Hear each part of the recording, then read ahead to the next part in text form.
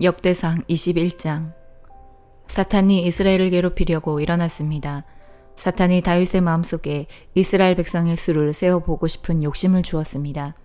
다윗이 요압과 군대 지휘관들에게 말했습니다. 가서 브엘세바에서부터 단에 이르기까지 모든 이스라엘 백성의 수를 세시오. 그래서 그 수가 얼마나 되는지 나에게 알려주시오. 요압이 대답했습니다. 여호와께서는 왕에게 100배나 더 많은 백성을 주시기 원하십니다. 내 주 왕이시여, 모든 이스라엘 백성이 다 왕의 종이 아닙니까? 그런데 어찌하여 이런 일을 하려 하십니까? 그래도 다윗 왕은 요압에게 명령대로 하라고 했습니다. 그래서 요압은 다윗 앞에서 물러나와 온 이스라엘을 다니며 인구 조사를 한 다음 예루살렘으로 돌아왔습니다. 요압이 왕에게 백성의 수를 보고했습니다. 이스라엘에는 칼을 쓸 수 있는 사람이 모두 110만 명이었고 유다에는 47만 명이 있었습니다. 그러나 요압은 다윗 왕의 명령을 못마땅하게 여겨 레위 지파와 베냐민 지파의 수는 계산하지 않았습니다. 하나님께서도 이 일을 못마땅하게 생각하셨습니다. 그래서 이스라엘에게 벌을 내리셨습니다. 다윗이 하나님께 말했습니다. 제가 큰 죄를 지었습니다. 제발 저의 죄를 용서해 주십시오. 제가 너무나 어리석은 일을 했습니다. 여호와께서 다윗의 선견자 갓에게 말씀하셨습니다. 가서 다윗에게 전하여라. 내가 너에게 3가지 벌을 보여줄 테니 그 중에서 하나를 골라라. 네가 고른 대로 너에게 벌을 내리겠다. 갓이 다윗에게 가서 말했습니다. 여호와께서 이렇게 말씀하셨습니다. 네가 받을 벌을 골라라. 3년 동안 가뭄이 들게 할 것인지, 칼을 들고 쫓아오는 원수를 피해 3달 동안 숨어 다닐 것인지, 아니면 3일 동안 여호와께서 내리시는 칼을 받을 것인지 결정하여라. 그 3일 동안은 온 나라에 무서운 병이 돌 것이다. 여호와의 천사가 온 이스라엘을 두루 돌아다니며 백성을 칠 것이다. 이제 저를 보내신 이에게 대답할 말을 정해 주십시오. 다윗이 갓에게 말했습니다. 너무나 고통스럽소. 사람들 손에 벌을 받는 것은 싫소.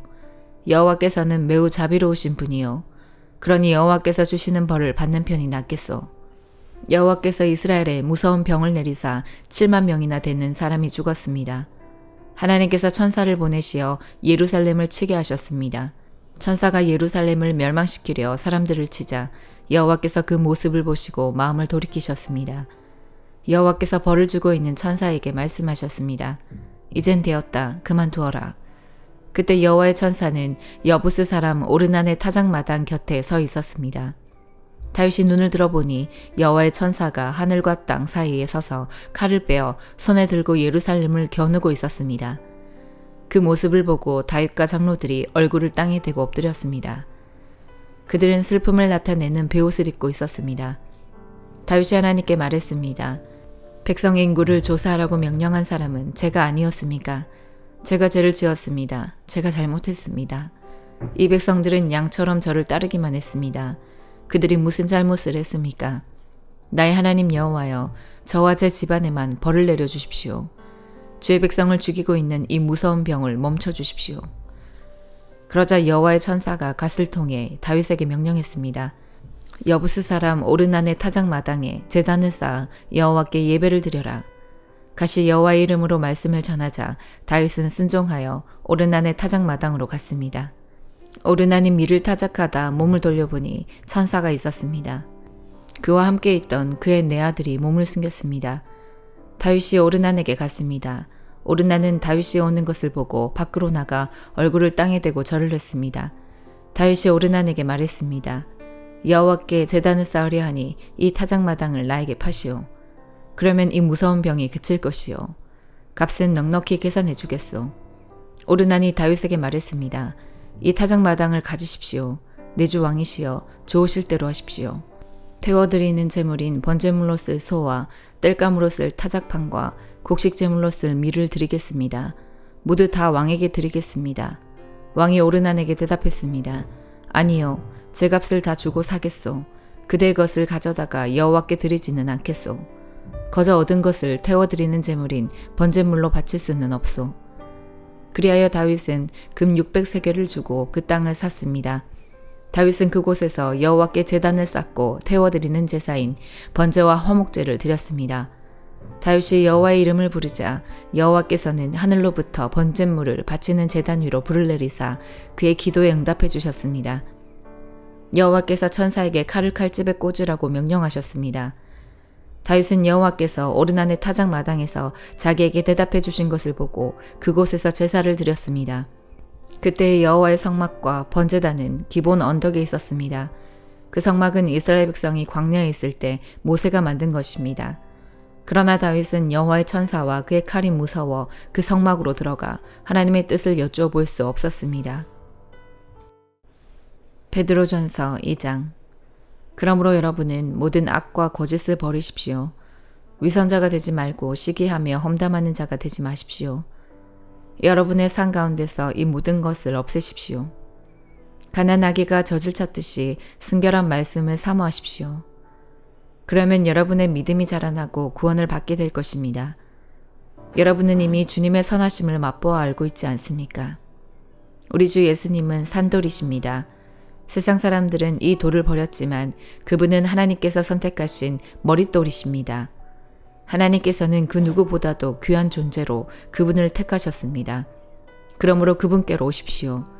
여러분도 산돌처럼 거룩한 성전을 짓는 데 사용되시기 바랍니다. 그리고 하나님께 영적인 희생 제사를 올려드리는 거룩한 제사장이 되시기 바랍니다. 하나님께서는 예수 그리스도를 통하여 그 희생 제사를 받으실 것입니다. 성경에 이와 같은 말씀이 있습니다. 내가 시온에 주춧돌을 놓고 이 보배로운 돌 위에 모든 것을 세울 것이다. 누구든지 주님을 의지하는 자는 결코 실망하지 않을 것이다. 믿는 자들에게 이 돌은 너무나 귀중한 것이지만 믿지 않는 자들에게는 쓸모없는 돌에 불과합니다. 이것은 건축자들이 쓸모없어 버린 돌이 그 집 모퉁이의 머릿돌이 되었다네 라는 말씀과 걸려 넘어지게 하는 돌과 바위가 되었다라는 말씀과 같습니다. 그들은 하나님의 말씀에 순종하지 않기 때문에 넘어집니다.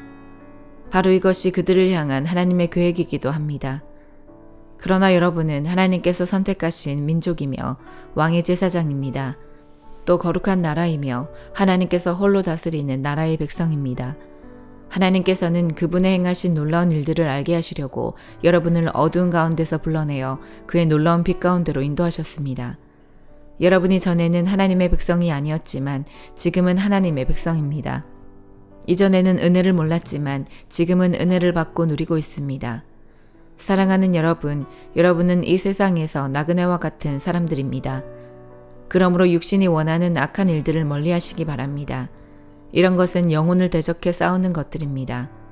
여러분 주위에는 믿지 않는 자들이 많이 있습니다.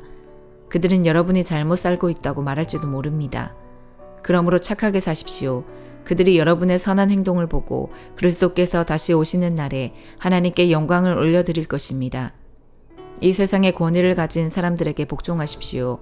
그렇게 하는 것이 주님을 위한 것입니다. 최고의 권위를 가진 왕께 복종하십시오. 또한 왕이 보낸 관리에게도 복종하십시오. 그들은 잘못된 사람을 벌하고 옳은 일을 하는 사람에게 상을 주라고 보냄을 받은 자들입니다.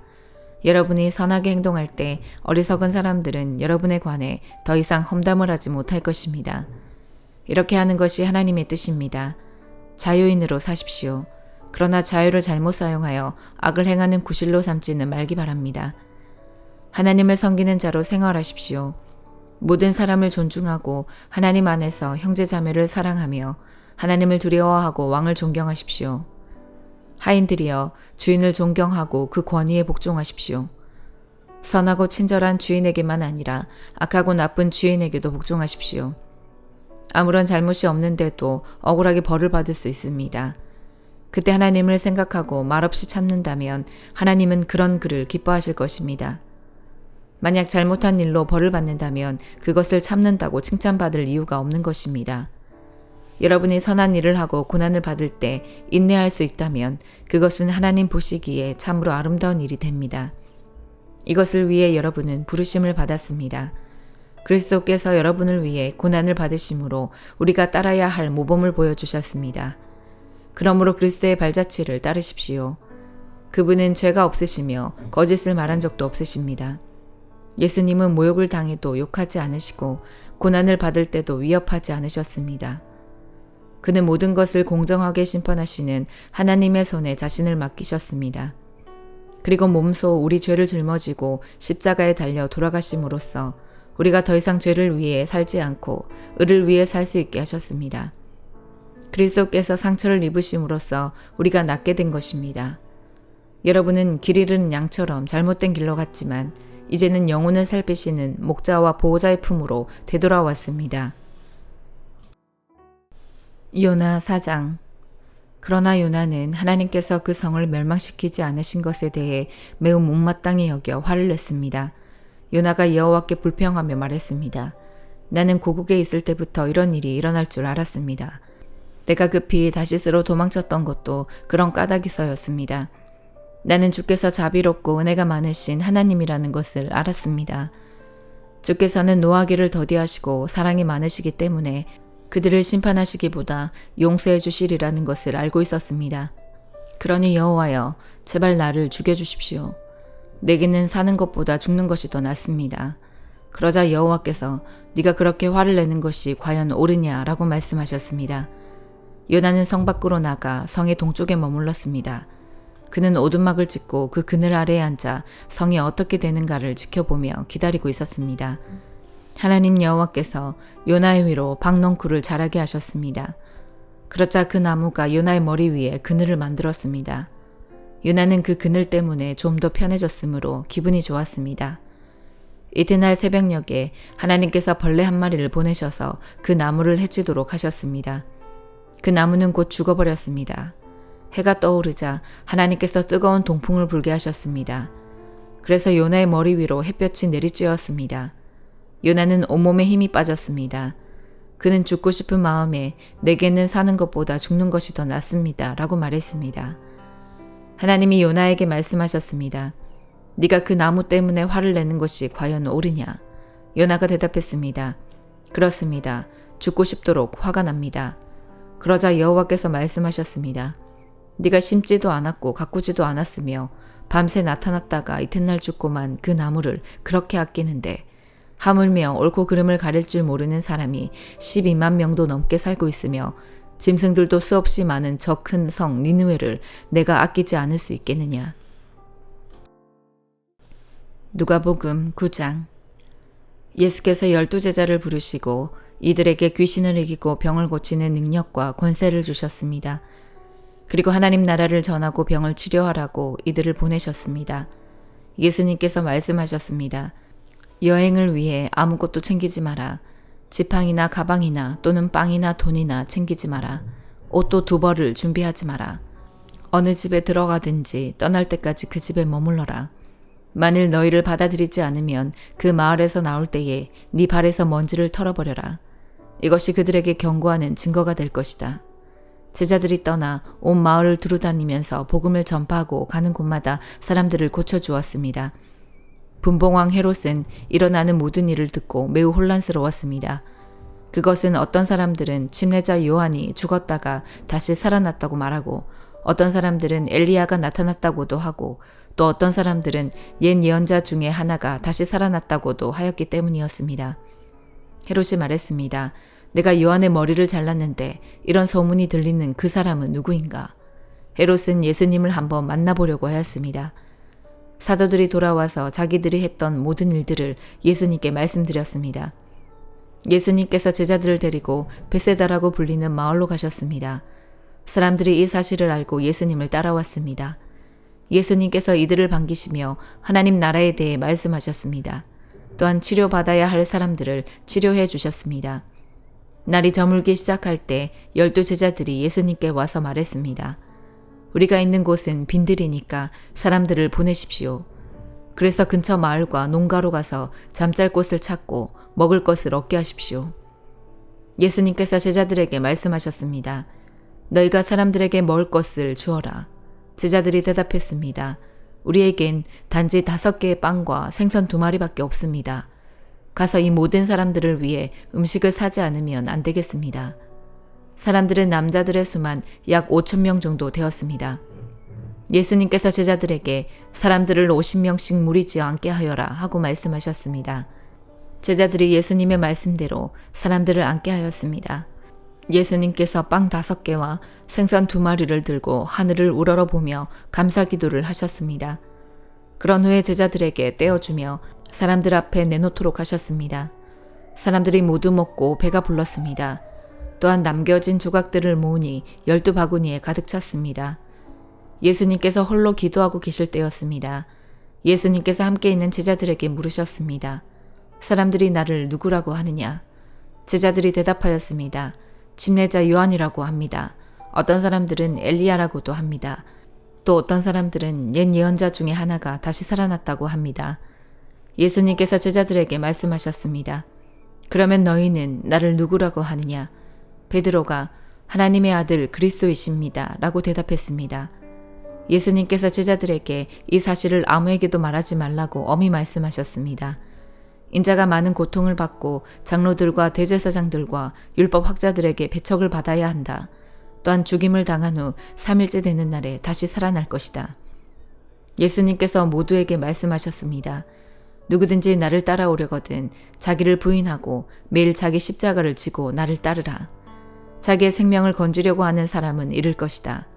그러나 나를 위해 자기 생명을 잃는 사람은 자기 생명을 건질 것이다. 만일 이 세상을 모두 얻고도 자기를 잃거나 빼앗기면 무슨 유익이 있느냐. 누구든지 나와 내 말을 부끄러워하면 인자도 자신의 영광과 아버지의 영광과 거룩한 천사의 영광으로 올 때 그를 부끄러워할 것이다. 내가 진정으로 말한다.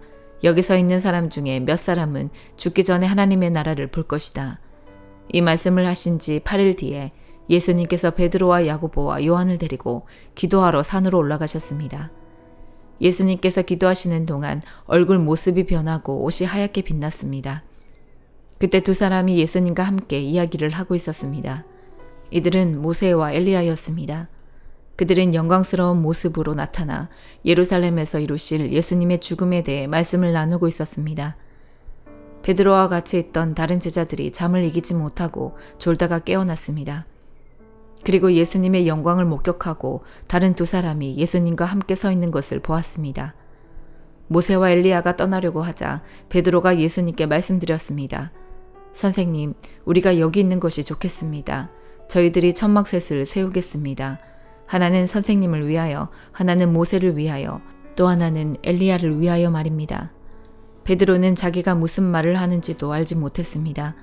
베드로가 이 말을 하고 있을 때 구름이 일어나서 그들을 뒤덮었습니다. 제자들이 구름 속으로 들어가게 되자 두려워하였습니다. 구름 속에서 소리가 났습니다. 이는 내 아들, 내가 택한 자이다.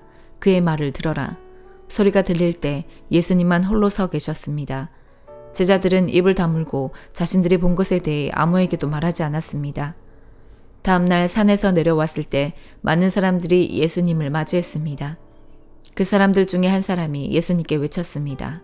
선생님, 제 아들의 병을 고쳐주십시오. 하나뿐인 아들입니다. 악한 영이 아이를 사로잡으면 갑자기 아이가 소리를 지릅니다. 또 아이에게 경련을 일으켜 입에 거품을 물게 합니다. 그리고 아이에게 상처를 입히며 여간에서 떠나려고 하지 않습니다. 제가 선생님의 제자들에게 쫓아달라고 간청하였지만 그들은 할 수 없었습니다. 예수님께서 대답하셨습니다. 아, 믿음이 없고 비뚤어진 세대여, 내가 얼마나 오랫동안 너희와 함께 있으면서 참아야 하겠느냐. 네 아들을 이리 데리고 오너라. 소년이 올 때 마귀가 그를 넘어뜨려 경련을 일으키게 하였습니다. 예수님께서 더러운 영을 꾸짖으시고 소년을 고쳐주셨습니다. 그리고 그 아버지에게 돌려보냈습니다. 사람들은 모두 하나님의 위대하심에 놀랐습니다. 사람들이 모두 예수님이 하신 일을 보고 놀라고 있을 때 예수님께서 제자들에게 말씀하셨습니다. 너희는 이 말을 귀담아 들어라. 인자가 사람들의 손에 넘겨질 것이다. 그러나 제자들은 이러한 예수님의 말씀을 이해하지 못하였습니다. 제자들이 이해하지 못하도록 그 뜻이 감추어져 있었습니다. 또한 제자들은 이 말씀에 대해 예수님께 묻기를 두려워하였습니다. 제자들 사이에 누가 가장 큰 자인가를 놓고 말다툼이 일어났습니다. 예수님께서 제자들이 마음속으로 무엇을 생각하는지를 아시고 한 어린이를 옆에 세우셨습니다. 그리고 말씀하셨습니다. 누구든지 내 이름으로 이런 어린이 하나를 맞아들이는 사람은 나를 맞아들이는 것이다. 또한 누구든지 나를 맞아들이는 사람은 곧 나를 보내신 분을 맞아들이는 것이다. 너희 중에 가장 작은 자가 가장 큰 사람이다. 요한이 대답했습니다. 선생님, 어떤 사람이 선생님의 이름으로 마귀를 내쫓는 것을 보았는데 그 사람이 우리와 함께 다니지 않으므로 그렇게 못하게 막았습니다. 예수님께서 요한에게 그를 막지 마라. 너희를 반대하지 않는 사람은 너희를 이롭게 하는 사람이다 라고 말씀하셨습니다. 예수님께서 하늘로 올라가실 때가 가까워오자 예수님께서는 예루살렘에 올라가기로 하셨습니다. 예수님께서 사람들을 미리 보냈습니다. 그들은 가서 예수님을 모실 준비를 하려고 어떤 사마리아 마을로 들어갔습니다. 그런데 마을 사람들이 예수님께서 예루살렘을 향하여 가시는 것을 반기지 않았습니다. 이것을 보고 예수님의 제자인 야고보와 요한이 말했습니다. 불이 하늘에서 내려와 이 사람들을 모두 태워버리라고 하면 어떻겠습니까? 그러나 예수님께서 그들을 꾸짖으셨습니다. 그리고 다른 마을로 가셨습니다. 그들이 길을 가고 있을 때 어떤 사람이 예수님께 말했습니다. 선생님이 어디를 가시는지 저도 따라가겠습니다.